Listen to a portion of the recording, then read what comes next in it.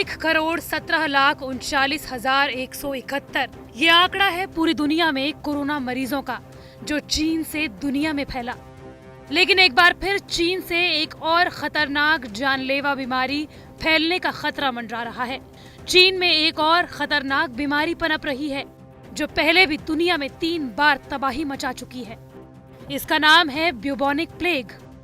चीन के इस वायरस ने भारत में 1896 में ऐसी तबाही मचाई थी कि इससे उबरने में भारत को 30 साल का समय लगा। यही नहीं, 14वीं शताब्दी में इस प्लेग ने यूरोप की 1/3 आबादी को खत्म कर दिया। भारत में ब्यूबोनिक प्लेग सबसे पहले मुंबई, कोलकाता और समुद्र के इलाकों में आया। उस वक्त भारत अंग्रेजी हुकूमत में था और भारत के बड़े शहरों से ये धीरे धीरे छोटे शहरों में फैला।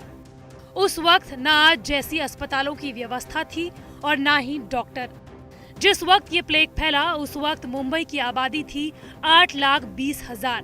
प्लेग के फैलने के ठीक 1 साल बाद ये आबादी रह गई 7,20,000। यानी 1 साल में ये 1 लाख लोगों को लील गया।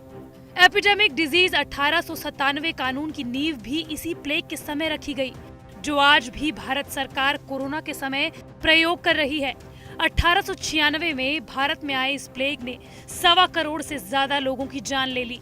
ये आखिरी बार नहीं था। सितंबर 1994 को सूरत के उप स्वास्थ्य आयुक्त को सूचना आई कि शहर के एक अस्पताल में एक मौत हुई है और मरने वाले में न्यूमोनिक प्लेग के लक्षण दिखाई देते हैं।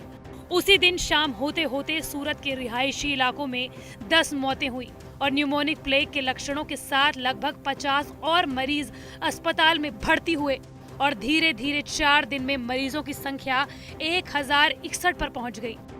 अब एक बार फिर प्लेग का खतरा भारत के साथ दुनिया पर मंडरा रहा है। चीन में इस वक्त फिर से पनप रहा ये ब्यूबोनिक प्लेग क्या है?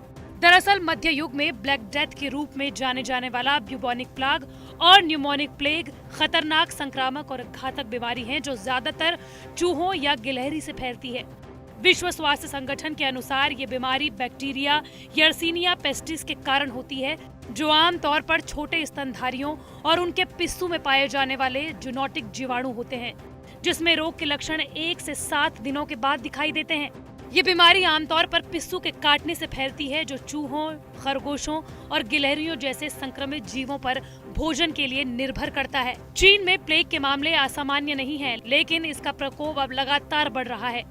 2009 से 2018 के दौरान यहाँ 11 लोगों की मौत हुई। सरकार ने अब लोगों को जानवरों के शिकार और इन्हें खाने से मना किया है, जो प्लेग के संक्रमण को फैला सकते हैं। जुलाई के शुरू में चीन की समाचार एजेंसी शिन्हुआ ने पश्चिमी मंगोलिया में खोद प्रांत में ब्यूबोनिक प्लेग के 2 संदिग्ध मामलों की सूचना दी।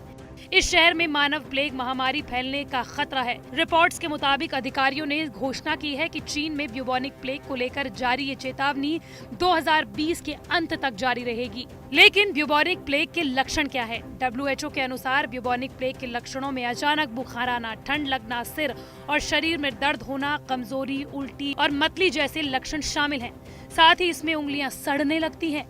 1896 में ब्रिटेन की सरकार ने आज के जैसे ही क्वारंटीन, आइसोलेशन कैंप, यात्रा पाबंदी और लोगों पर पाबंदियां लगाई थी। तब भारतीयों ने और राष्ट्रवादी नेता बाल गंगाधर तिलक ने सरकार की सख्ती और लापरवाही को लेकर अंग्रेजी सरकार की आलोचना की थी। तब अंग्रेजी सरकार ने तिलक को आलोचनाओं के लिए 18 महीने की कैद दी थी। देश जहां पहले से ही कोरोना से जंग लड़ रहा है, उस स्थिति में ब्यूबोनिक प्लेग का चीन में फिर से दस्तक देना अच्छे संकेत नहीं है।